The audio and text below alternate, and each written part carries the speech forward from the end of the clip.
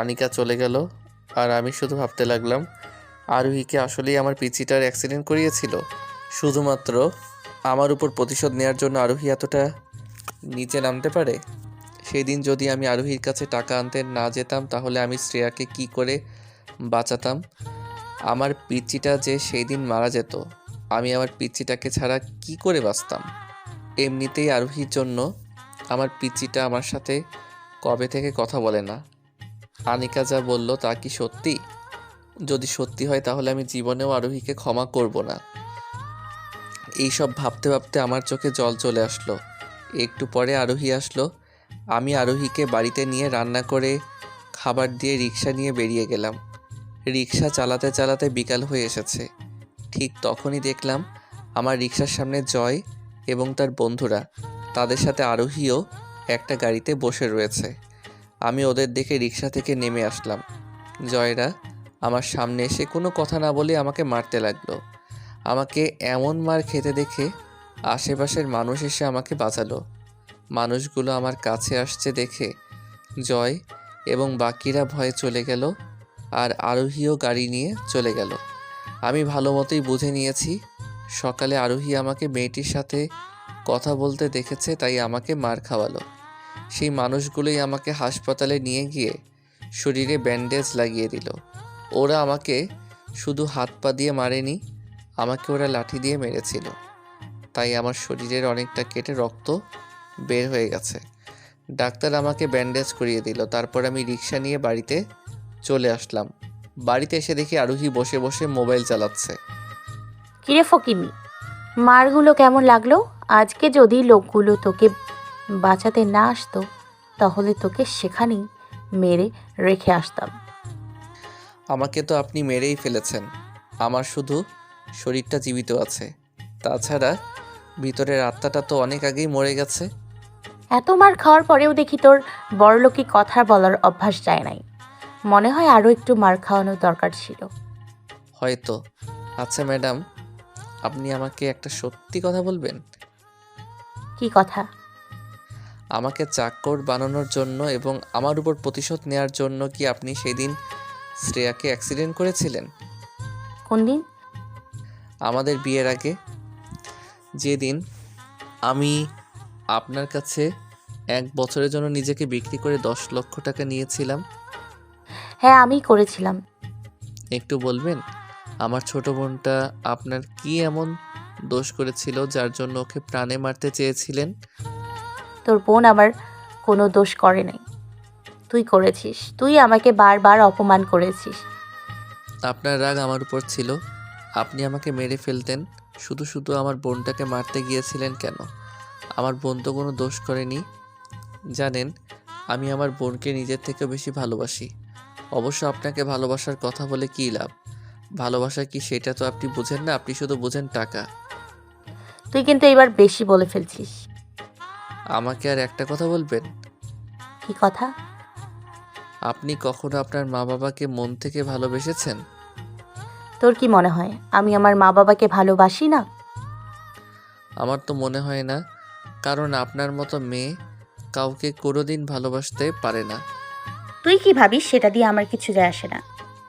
আপনি জানেন, আপনি আমাকে আমার প্রিয়জনদের থেকে আলাদা করার পরেও আমার মনে আপনার জন্য একটু হলেও ভালোবাসা ছিল।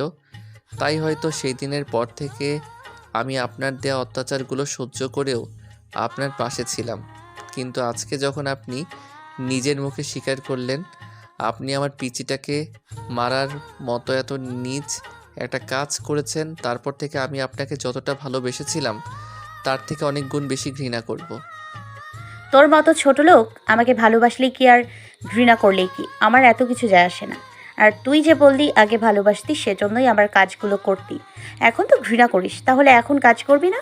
আমার কাছে কিন্তু এখনও তোর সাইন করা সেই 1 বছরের কন্ট্রাক্ট কাজটা আছে। আমার কথা না শুনলে এইটা দেখিয়ে তোকে জেলের ভাত খাওয়াবো। চিন্তা করিয়েন না, আমি 1 বছর হওয়ার আগে আপনার কাজ করা বন্ধ করব না। তাহলে চুপচাপ আমার খাবার তৈরি কর, আমার অনেক খিদে লেগেছে। তারপর আমি আস্তে আস্তে গিয়ে আরোহীর জন্য খাবার তৈরি করে দিলাম। আরোহী খেয়ে চলে গেল। আমার আজকে আর খেতে ইচ্ছে করলো না।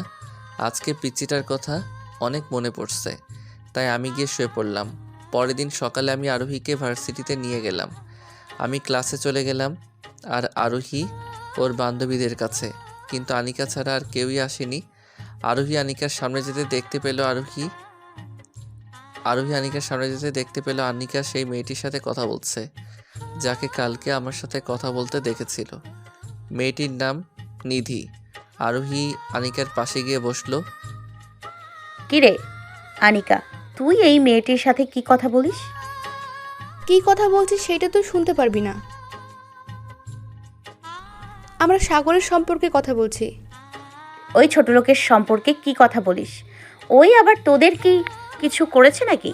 যদি করে থাকে তাহলে আমাকে বল, আমি ওরে শিক্ষা দিব। সাগর আমাদের কিছু করেনি। আচ্ছা আরোহী, তুই আমাকে একটা কথা বলবি? কি কথা? সাগর তোর এমন কি ক্ষতি করেছিল যার জন্য তুই ওর সাথে এত খারাপ ব্যবহার করছিস? তুই সাগরের সাথে যে ব্যবহার করছিস তেমন ব্যবহার কেউ নিজের বাড়ির পশুর সাথেও করে না। ওই আমারে ভার্সিটির সবার সামনে অপমান করেছিল, তাই করি। তুই কি করিসনি? ভার্সিটির সবার সামনে জয়ের জুতো দিয়ে ওকে মেরেছিস। ওর থেকে ওর প্রিয় মানুষগুলোকে কেড়ে নিয়েছিস, তার উপর প্রতিদিনই তো মারিস। আরোই জানো, প্রতিটা মেয়ে চায় তার স্বামী তাকে নিজের জীবনের থেকে বেশিও ভালোবাসুক। যত বাধা বিপত্তি আসুক না কেন, তারা জানি ছেড়ে না যায়। তুমি সাগরের মতো এত ভালো একজন ছেলেকে জীবনসাথী হিসেবে পেয়েও হারালে। তুমি কি আমার থেকে সাগরকে বেশি ভালো করে চিনো?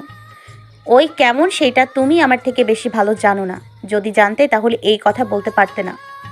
তুমি সাগরের স্ত্রী হতে পারো, কিন্তু তাও তুমি জানো না সাগর কেমন একটা ছেলে। সাগরের কি পছন্দ কি অপছন্দ সেটা কি তুমি জানো? সাগর কেমন বউ চায় সেটা কি তুমি জানো? না হলে এটাই বলে দাও, সাগরের পড়ালেখা, রিক্সা চালানোর পাশাপাশি আর কি কি করে? আরোহী নিশ্চুপ।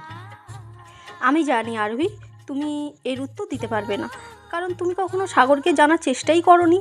আমি আনিকার কাছ থেকে সব শুনেছি তুমি সাগরের সাথে কেমন ব্যবহার করো। আরোহী, তুমি কি আমার একটা প্রশ্নের উত্তর দেবে? কি প্রশ্ন? ধরো একদিন হঠাৎ করে তোমার মা বাবা এত এত টাকা, এত ব্যবসা সব শেষ হয়ে গেল। তোমার বাবা মা সাগরের মতো ছোট লোক হয়ে গেল। তখন কি তুমি তাদের আর ভালোবাসবে না? তাদের কি তুমি ছেড়ে অন্য কোথাও চলে যাবে? ভালোবাসবো না কেন? আর তাদের ছেড়ে অন্য কোথাও যাওয়ার তো প্রশ্নই ওঠে না। কেন যাবে না একটু বলবে? কারণ তারা আমার মা বাবা, আর যদি বাবা গরিব হয়ে যায় তাতে কি হয়েছে? সে তো আমার বাবা, তার ভালোবাসা তো কখনো কমে যাবে না। তাহলে তুমি কি করে ভুলে গেলে সাগর তোমার স্বামী? একটি মেয়ের বিয়ের পর তার কাছে তার স্বামী সব, আর তুমি সেই স্বামীকেই সবার সামনে অপমান করেছো, দিনের পর দিন মেরেছো। তোমার কি একটুও খারাপ লাগেনি? নিধি, এইসব কথা বাদ দে। খারাপ তার লাগে যার মন থাকে, আর ওই তো মনই নেই। নাহলে কেউ কি এভাবে কাউকে মারতে পারে? তাছাড়া কাউকে ভালোবাসতে মন লাগে। ওর যেহেতু মন নেই, সেও তো কী করে কাউকে ভালোবাসবে? আর ও জীবনেও কারো ভালোবাসা বুঝতে পারবে না। ও শুধু টাকা বোঝে, আর ওই যেখানে টাকা দেখবে ও সেখানেই যাবে। আনিকা, এবার তোরা চুপ কর। আমি আর এসব নিতে পারছি না।